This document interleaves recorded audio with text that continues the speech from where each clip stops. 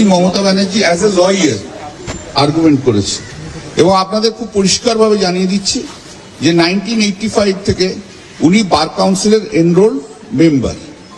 একটা কনফিউজ সৃষ্টি করার চেষ্টা করা হচ্ছে, উনি মেম্বার, উনিও আর্গুমেন্ট করেছেন। আমাদের আর্গুমেন্টের যে মেন কথা ছিল যে 1 নম্বর হচ্ছে যে সমস্ত পার্টি অফিস যেগুলো ভেঙে দেওয়া হয়েছে, 2 নম্বর হচ্ছে যে অনেককে ঘর থেকে বিতাড়িত করে দেওয়া হয়েছে, ঘর নেই, ঘর বাড়ি নেই, এরকম 2000 লোকের নাম আছে, এটা প্রতিদিন বাড়ছে সংখ্যাটা। আর 3 নম্বর হচ্ছে যারা আমাদের পন্থী, মানে আমাদেরকে যারা তৃণমূলকে ভোট দিয়েছে বা তাদের দোকান দানি সমস্ত ভেঙে দেওয়া হচ্ছে এবং তাদের বার করে দেওয়া হচ্ছে। এই নিয়ে সারাদিন মামলা আর্গুমেন্ট হয়েছে, আপনারা সে সম্বন্ধে অবগত আছেন। যে কলকাতা হাইকোর্ট যেটা দিয়েছে সেটা হচ্ছে in the interest of the justice it is observed that it shall be lawful for the police authorities strictly maintain law and order at the ground level. The police shall also ensure that if any citizen, irrespective of his stroke her party affiliation, is illegally thrown out of his shop, stroke house, stroke property, etc. due to post-poll violence, he stroke she shall be given a safe return to his shop, stroke house, property, etc. তার মানে যাদেরকে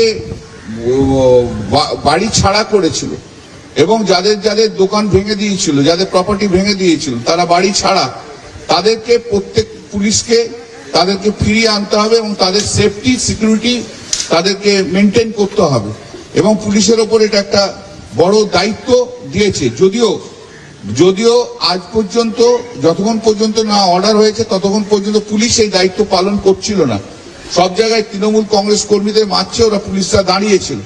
আজকের পরিপ্রেক্ষিতে সেই অর্ডারে আমরা মনে করি যে আমাদের জন্য ইনিশিয়ালি যে অর্ডার হয়েছে সে অর্ডার তৃণমূল কংগ্রেসের যারা কর্মী রয়েছে, যারা ওয়ার্কার রয়েছে, যাদের বাড়ি ভেঙেছে, যারা ঘর ছাড়া হয়ে রয়েছে, তাদেরকে পুলিশের দায়িত্ব হচ্ছে সেই সমস্ত ঘর ছাড়াদের ঘরে নিয়ে এসে তাদের সেফটি দেওয়া।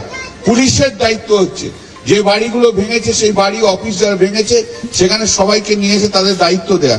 পুলিশ যদি এই কাজ না করে, আমি আপনাদের কাছে বলে যাচ্ছি যে প্রত্যেকটি পুলিশ অফিসারের নামে দরকার হলে কন্টেম্প্ট অফ কোর্ট করব এবং দেখব কত বড় পুলিশ, শুভেন্দু অধিকারী মুখ্যমন্ত্রীর পুলিশ কত বড় ক্ষমতাশালী তা আমরা দেখতে চাই। আজকে আমরা দেখতে চাই, আমরা দেখবও। তাই আমাদের লড়াই যেমন জারি আছে, থাকবে, আগামী দিনেও আরো হবে। এইরকম ভাবে অনেক জায়গাতে আরো আসবে, আরো অনেক মামলা হবে। এই তো সবে শুরু, এই তো প্রথম শুরু করলাম। 5 বছরে আপনারা দেখেছেন যে 2011-র আগে যেমন বুদ্ধদেব ভট্টাচার্যের ঘুম ভাঙিয়ে দিয়েছিলাম, মনে পড়ে সেই সব দিনগুলো। যারা পুরনো সাংবাদিক আছে, আগামী 5 বছর এই মুখ্যমন্ত্রীর ঘুম কিন্তু আমরা ভাঙিয়ে রেখে দেবো। একদম কথা দিয়ে যাচ্ছে, একদম কি করে ঘুমোয় সেটাও আমরা দেখবো। একদিকে বড় বড় কথা বলবে, আরেকদিকে অপোজিশনের বিরুদ্ধে সমস্ত রকমের স্টেপ নেওয়া হবে। বিরোধী দলকে থাকতে দেবো না, তা আমরা হতে দেবো না। আমাদের লড়াই রাস্তাতেও থাকবে, আমাদের লড়াই কোর্টেও থাকবে, আমাদের লড়াই আগামী দিনে আরো অনেক বড় জায়গায় যাবে। এইটুকু আমি বললাম এবং পুলিশকে আপনাদের মাধ্যম দিয়ে সাবধান করছি, যদি আপনারা সংবিধান অনুযায়ী, আইন অনুযায়ী কাজ না করেন তাহলে কিন্তু আপনাদের জন্য ভবিষ্যৎ কিন্তু অন্ধকার আছে। এটুকুও বলে দিলাম, অন্ধকার আছে, অন্ধকার করে ছেড়ে দেবো। পুলিশ যদি আইন অনুযায়ী কাজ না করেন, শুধু বিজেপির লোকের কথাতে কাজ করেন আর শুভেন্দু অধিকারী যাকে বলবে তাকে দিয়ে যদি অ্যারেস্ট করাতে যান, তাহলে কিন্তু আপনাদের জন্য কিন্তু মুশকিল আছে। রেকর্ডটা আমার একটু অন্যরকম, 2জন IPS কে কিন্তু জেলে ঢুকিয়েছিলাম, এটাও মনে করে দিচ্ছি। আপনারা অনেকে সেই সময় আসেননি সাংবাদিকতায়, যারা পুরনো তারা জানেন রেকর্ড কিন্তু আমার এটাও রয়েছে। আমিও এটাও বলে দিয়ে যাচ্ছি, যদি পুলিশ যদি আইন অনুযায়ী না কাজ করে, যদি ভিন্ডিকটিভ হয়, তাহলে কিন্তু পুলিশের জন্য কিন্তু আগামী দিনে পশ্চিমবঙ্গ পুলিশের জন্য কিন্তু অত্যন্ত দুর্দিন আসবে। সেই দিনের অপেক্ষায় থাকবে। ডিজি থেকে আরম্ভ করে কাউকেই ছাড়বে না, ডিজি থেকে আরম্ভ করে কাউকেও ছাড়বো না, একথাও কিন্তু বলে যাচ্ছি।